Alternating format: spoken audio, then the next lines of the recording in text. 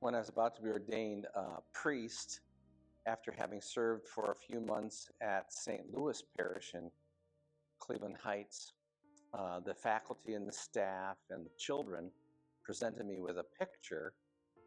It was the image of Jesus's head, but it was made up of all these little faces, and they were all people: Martin Luther King, Gandhi, Pope John the 23rd, Pope Paul VI.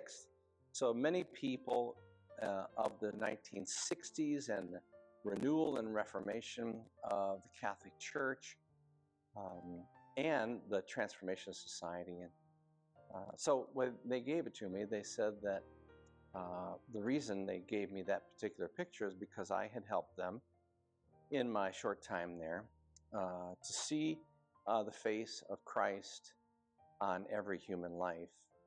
And if I had to pick a theme or the insight that I've gotten from being a priest for 40 years, I would say that graced view of brothers and sisters as the very presence and power of God would be probably the one that has guided me and blessed me most.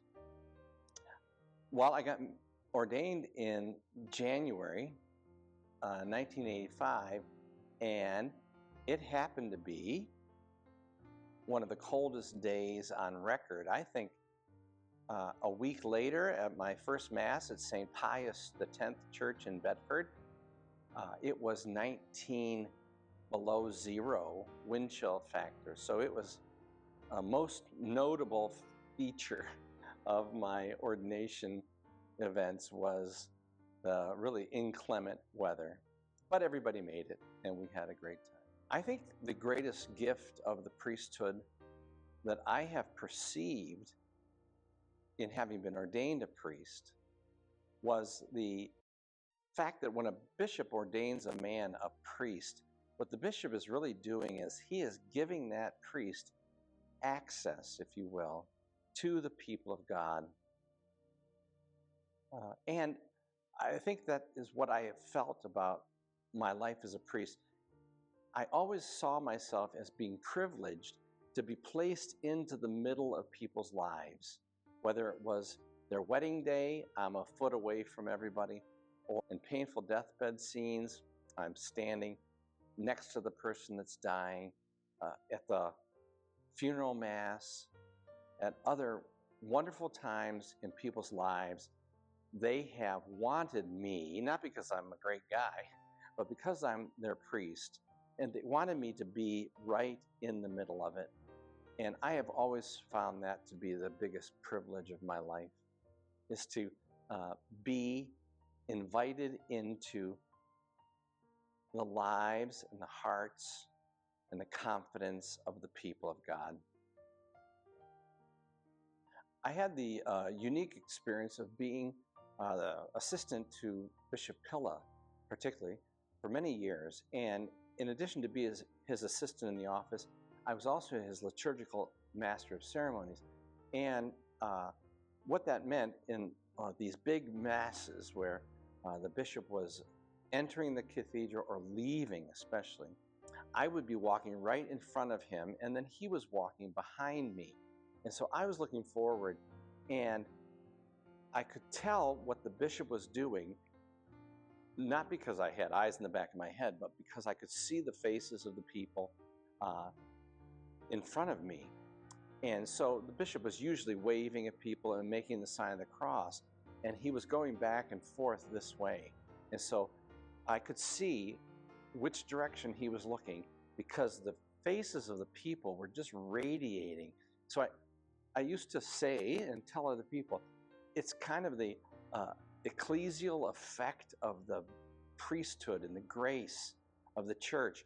I could see, that's a fancy word for church, ecclesial. I could see the joy and the excitement and the delight, people making the sign of the cross as the bishop was walking by, and then it would move to that side.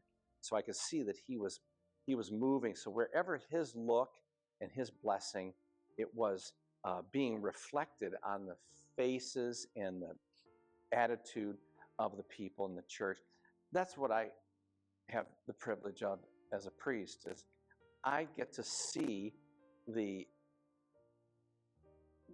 graceful reaction of God acting through the priest, me, in the lives of the people of God. Sometimes it comes in tears. Oftentimes it comes in delight and smile. I can see God moving, not because I can see God, but because I can see the effect that God is having in people's lives. I would say that's the biggest privilege, again, and blessing of my priesthood. Parish ministry has been such a blessing for me, and the parishioners and the hunger and the desire and the need of parishioners for God in their life, Jesus Christ, and for the life of the church. That's been especially true at St. Albert, but everywhere that I have served. I served in 5 or 6 different parish communities: St. Bridget in Parma, St.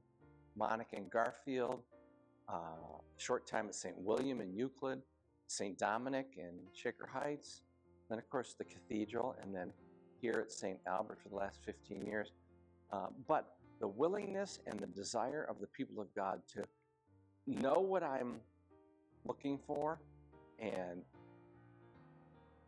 to understand what I am believing in faith as a man of faith and as a leader, and then to be able to rally themselves in generosity, in hard work, and in dedication to make that vision come to full fruition.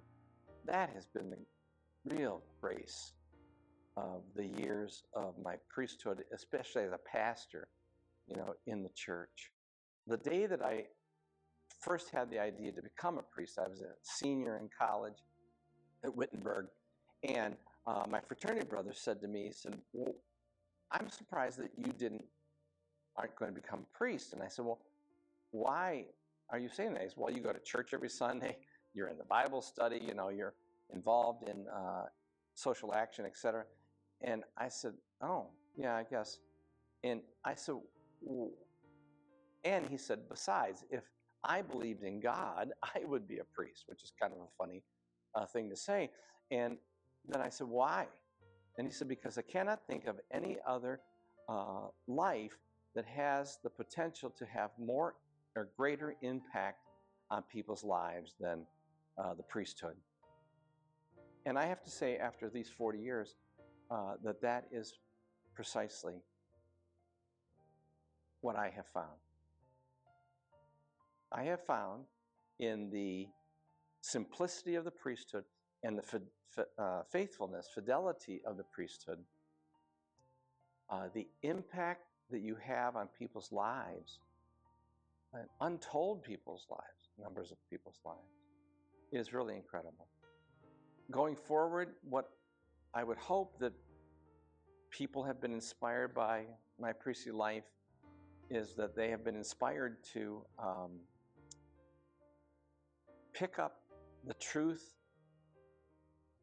of the gospel and to courageously bring it into their own lives, and then through their lives into the world. I guess I have a disappointment about the priesthood, is that I don't know that I have inspired anybody else to become a priest. So what they say is imitation is the greatest form of flattery. I have not had the experience of inspiring or calling a young man to the priesthood and having him lived it out.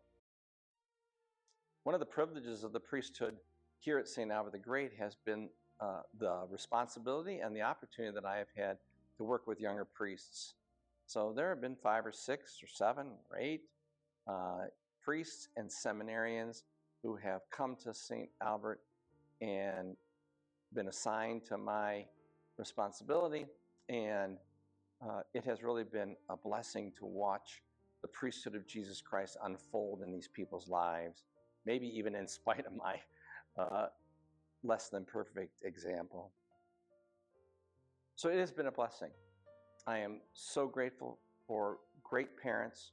My mom and dad, greatest single gift I have received from God.